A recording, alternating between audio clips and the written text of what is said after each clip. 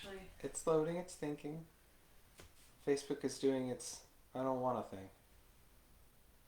It really doesn't wanna. Facebook never wants to. Facebook is just weird. Hey, I think it's actually working. Okay. It looks pretty good. Give me just a second. Okay. Wait, on the watch party? Watch party and then I'm gonna turn Instagram on too. Cool.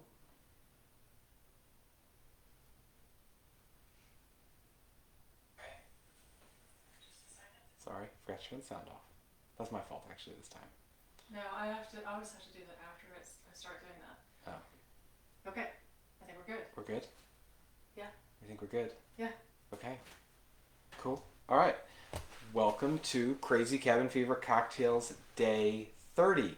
I am Tim Niddle with Distilled Living. Sorry, we're getting a little bit of a late start. We just had a very busy day. Things are getting active again. Now, we're doing two distinctly different cocktails. And these are kind of an appetizer cocktail and a dessert cocktail. It's one good way of thinking about this. And you all know the secret to these by now, right? Is Hillary basically makes all the recipes. Um, these are both her recipes completely. The first one is inspired by something that I was working on. Um, but she's just taking them over to her own thing. Actually, this first one was a cocktail that she made that was so freaking delicious, but wasn't a match for what we were trying to do. But they were like, okay, we're totally setting this aside and doing this in Crazy Cabin Fever cocktails. And this is what it looked like to set it aside for this.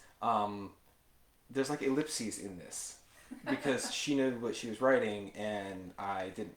But I knew I developed some of the base cocktail, so I know how this is going to work. So this is a martini variant. We're trying to do like a really upgraded and more sophisticated martini. And we were putting in some semi-unusual ingredients and some unusual techniques, and it just kept building out. And then this was the variant that she wanted to play with. It turned out really, really well. So we've got our coupe chilling over here, and I'm going to start with my hard ice in my mixer, and I'm using Regan's Orange Bitters. I know you're not used to seeing bitters in a martini, but this is a Death and Company thing and some of the research that I was doing, and it was really, really delicious. So we're going to introduce that here. So it's just one dash. Hillary likes a light bitters, even in like Manhattans and things. So it's just a light dash of the Regan's Orange. I think we need to clarify that you actually like heavy bitters. I like heavy bitters. I am a big bitters fan, and I will do like 5 dashes sometimes, and everybody else is like, no, I don't do that when I'm bartending. But sometimes I do it at home, and Hillary's like, no, don't do that for me. And then right, standard martini is usually a 2-to-1 or 3-to-1 of your vodka to your vermouth. But we're introducing a second mixer here. So we're introducing this sherry. So for my vermouth, we're cutting it down to 1/4 of an ounce. And this is just a really nice, this is Dolan dry vermouth. It's a classic dry vermouth. So just 1/4 an ounce. And that's going right over top. Remember that we build from typically smallest and cheapest ingredient to largest and most expensive. So that is our vermouth off to the side there. Now this, I don't remember what I was researching that they suggested these things. But I picked up a bunch of different sherries. This is Lustau, and this is an Amontillado Los Arcos. So this is a dry Jerez sherry using the Solera style. And dry, it's still a little touch sweet, so this introduces just a little bit of sweetness, but it's just really not so much sweet that it becomes a sweet drink, but just enough that it becomes a little bit of a difference than what you're used to in a martini. This sherry has a very distinctively different flavor than a sweet vermouth. Oh yeah. It's got a very interesting characteristic to it. We actually got several different sherries to try a couple different things with a couple different vodka drinks, and some worked, some didn't. This one works, but we liked it in pairing with the dry vermouth because it balanced it better. It really did. The balance on this is magnificent. And then I'm doing 2 ounces of Wheatley vodka, so local vodka for this.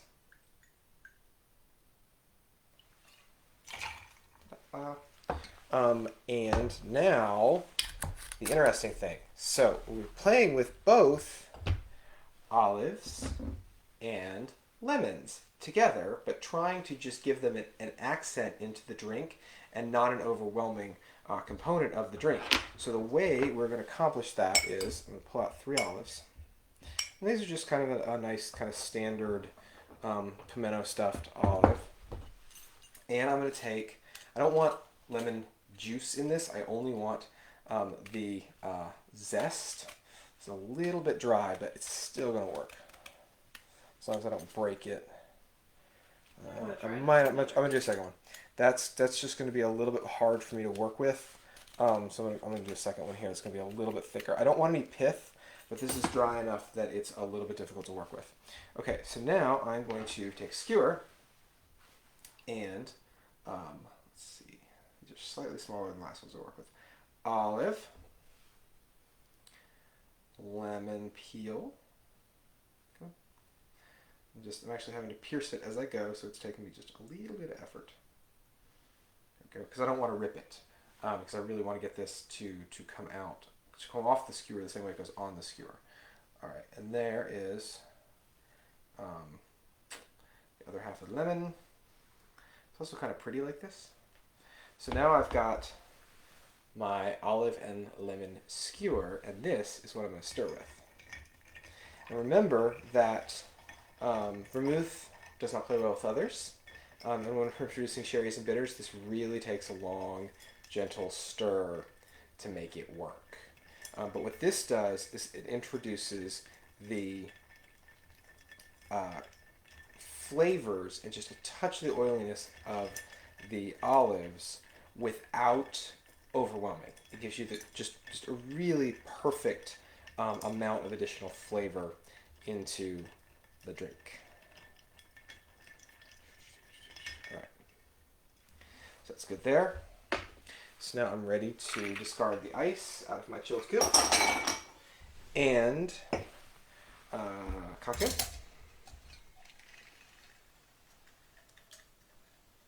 So this does have a very, very slight color because of that sherry versus a traditional martini that would be perfectly clear. And yes, I should be using a second a fine mesh filter just because I saw a little tiny fleck of ice go down in there, but we're drinking at home, so that's how it's going to be. Now, this is my garnish. So I'm just going to take my toothpick, slide it right. Let's see if I can get this right. Ooh. Are we leaving the lemon in? I thought we'd take the lemon out. Okay, it's not in your instructions. I'm sorry. So Hillary's changing it on me. We had no, I'm not changing it on you. We had discussions about the lemon peel because we tried several drinks with the lemon peel in it. Oh, that's right. And there's something about the I'm gonna. That's right. I remember it now. The sherry yes. does something weird to the lemon peel for some reason. That's if you right. let it sit for a longer time. So this didn't get written down on the Post-it note, which is why I didn't get it. So there is the garnish on that martini. Okay, and there you have it. So the garnish is dropped down, and you could actually just leave the just drop the olives in and let the 3 olives sit at the bottom, or even 1 olive. But I liked it a little better like that. I think it looked a little bit cooler. So there you go. And then she really wants to drink this. So there it is. Make sure that's good. I don't know if I can get it to refocus. I've changed the settings on some things, so the refocusing is not going to happen on that camera. Sorry, but you can see the olives. They're kind of cute. Yeah. Anyway. Okay. Now Tim gets to move on to the next one. Okay, moving on to the next one. So it's actually a really, really stunningly good martini. It's very bright, it's got a little touch of lemon, a little bit of the olive. If you like if you don't like a dirty martini, you still might like this. Mm-hmm. But it's very different. It's not like a classically dirty, heavy, oily martini, and it's not a thin, clean, just dry vermouth and vodka martini. It just has this structure and depth and interest that just makes it really, really drinkable. Okay, now the next one. I don't know how we got to this concept. I think we were trying to use, right, so we used some condensed milk at one point, and we were trying to like revisit cream cocktails. I think is what we had discussed. We were like, hey, let's go back to the condensed milk, and then I don't know how we got from condensed milk to what we got to. I know what it was. I don't remember at all. What was it? Banana pie, like banana cream pie, or like the banana pudding pies. Speak up. Is somebody saying I'm not speaking No, up? but no, but I'm just telling Sorry. you. Like we did get 2 complaints last time that you couldn't hear here as well. My vocal range doesn't do well on audio to begin with, especially for certain age groups, and I know this. So if I need to speak up, just tell me, especially since the mic is across the room. Yeah, mic's across the room. So, all right. So anyway, as she was saying, somehow we got into like cream pie and banana cream pie. So bananas, but working with this in a cocktail is a little bit, I don't know, it's just a little bit weird. So instead, frozen banana pieces. Hence the blender. It's gonna get loud. It's so gonna get loud in a minute. You're gonna tell them when they need to turn their volume down, right? Yes. Okay. So here's what we're gonna do. Blender. I haven't blended anything in a while. Wow. This is just like. This is actually a first on this. We have not used the blender on this at all. Oh, I haven't used the blender on this. That is 2 whole bananas, fully ripe but not overripe. Although overripe would work. If you have overripe bananas, peel them, stick them in the freezer. They will work fine for this. They're going to be a little bit stronger flavor and a little bit sweeter because that's what the ripening does. So you might cut it back to 1.5, but it'll still work with this. So then we are going to go ahead and add 2 ounces of Old Forester. Why Old Forester? Okay, this was actually a very conscious decision. When you're working with cocktails, like with like always just produces a better flavor profile, produces more interest. Their contrast is a different philosophy, but the banana character of bourbon is way most pronounced in Brown-Forman products. Old Forester, any of the Old Forester line, we're using the Signature 100 because it's my favorite, but the 86 would work great in this, the blue label. Woodford Reserve would work in this as well. Woodford Double Oaked would be really good in this. That banana note that is so distinctive of Brown-Forman is going to carry beautifully against the banana that's already in there. And I'm going to use 2 ounces. Sure, that was 2 ounces. And then a little bit of cream. Now this is the condensed milk actually, sweetened condensed milk, so this is not going to curdle as easily against the alcohol that's in there. And I only want a little bit because I'm not making a cream dessert. I'm just giving it a little bit more moisture and giving it a little bit more texture and fat. So I'm going to do 2 spoonfuls and see where this lands me. And for Instagram, I had to move you over. Twitter, I'm sorry, I can't move you. You can't see what Okay. Tim's doing off the side. Right. That's okay. Blender, bourbon, banana, sweetened condensed milk. All right. Let me put this back on. All right, now it's the point where we cover up the mic as best we can, which we really can't do, sorry. And we're just going to blend this. So.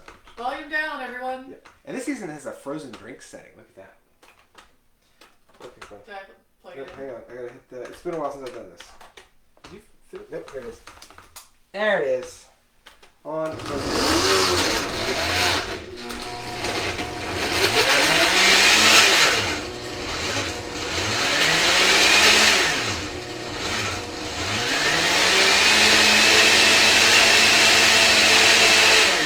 Yes, lovely. Okay, I remember why I like this one's frozen drink setting is because it goes back and forth, which allows the ice or in this case the frozen banana to like fall down properly instead of it spinning around and around and around and just creating this like hard lump in the just big hard lump in the middle and have liquid on the outside. Where like anyway. So it's a good setting. All right, now she also suggested that we do caramel and chocolate in this. So here's what we're doing. I think it's the consistency. Are you doing a drink at this point, or are you doing like ice cream at this point? I am doing, so here's the consistency. Hang on. The consistency is ice cream consistency. It's just what I decided to go with. I'll taste it. Alright. Oh, that's really good. I like that consistency a lot. The bourbon is really pronounced. It's creamy. It's not frozen hard. It's creamy. It's more like a cold banana pudding kind of dessert kind of thing. But that was going to be a little bit boring, just like that. So, Hillary wanted to introduce chocolate and caramel, which was fairly easy because we had chocolate caramels at home. So I am going to make these just into chunks because I think that's going to be the most fun way to do it. I didn't put these in the blender because they will just gum up in the blender, and that's not the right answer. And I really want to separate these all out into little pieces, so I eat them like chunky ice cream. And if you have caramel syrup or like a caramel sauce or a chocolate drizzle or something like that, you could do that more fairly easily as well. You could put caramel or chocolate instead of both if you wanted to too. Oh yeah, totally. Separate that out. So I'm just going to do 2 of these. I'm going to put them into the blender. It just went into the blender. That's fine. But I'm saying that in terms of like. Oh, do you want me to put it in there? Instead of a bowl. So that people can Put see it it once in the coop. We were going to put it in a bowl, but we're going to put it in the coop. Yeah. See how we make these things up as we go along? We have like 80 to 90% of it planned out. And that's the wonderful thing about this series is that we have some flexibility with it. We're just going to like make it work as we go. And I will figure out if I've made more than fits in this glass the hard way. Oh, look at that. Those chunks come through there. Yes. Technically speaking, these are not coupe glasses because, right? These are the ones that are not coupes. Yeah. Well, Hillary got very like all picky about like what kind of coupe type glass we work with, and we have at home. I'll leave that in there. And so these are technically like sherbet glasses. Is that right? Sherbet glasses, yes. Sherbet glasses. So they this have the is shorter stem, and but they work really well as coupes too. But they come in different sizes, and so there's some inconsistency amongst that. But they don't have that long stem that most of the modern coupes have. Mm-hmm. I think an old style coupe was actually a sherbet though, because you wanted multiple ways of using your glass. Mm-hmm. We really You'd have to do a little bit of research on the history of that. Yeah, but this is how this glass is intended to be used, more so than putting a drink in it. And that is really, really good. The caramel's really chewy though. What I like about this is, normally dessert is just like straight sweet. The bourbon brings just a little bit of bitterness, and a little heat, and a little sharp, that contrasts really, really beautifully against the sweet, creamy nature here. This would be made like normally, like non-alcoholic, and that's fine. But adding bourbon specifically over a choice like vodka or something like that gives you a contrast of texture and mouthfeel, which is really, really nice in that. That is, yeah, that's gonna be that's dessert. That is a really good dessert. So we got 2 cocktails, aperitif and dessert. I was gonna say, or one dessert and one cocktail, or a bourbon dessert, whatever you want to go for it. I highly recommend trying them both, especially that martini. It's going to take you a little bit to find the ingredients. It's not normally what we do, but it was such a cool recipe that we wanted to incorporate it in. This dessert one, that should be easy for you to do. And I hope you enjoy them and let us know how they work out for you. And as always, we look forward to your feedback and your ideas. Hillary came up with both of these as we were moving forward with various other projects. But we do struggle for ideas because we have done 30 days of these, which is something on the order of 60 to 90 cocktails. And so any ideas, challenges, thoughts you might have, please send them our way. Or if you have an ingredient in your fridge that you're like, I would love to see if you could use this in a cocktail. It's weird as a cocktail or a challenge even. Right. Yeah. So, we love it. So thank you for watching. We'll be back next Wednesday at 9. Cheers. 9 Eastern Standard Time, and we'll put the recipes online after. Yes? Yep. As always. All right. Good night, everybody. Good night.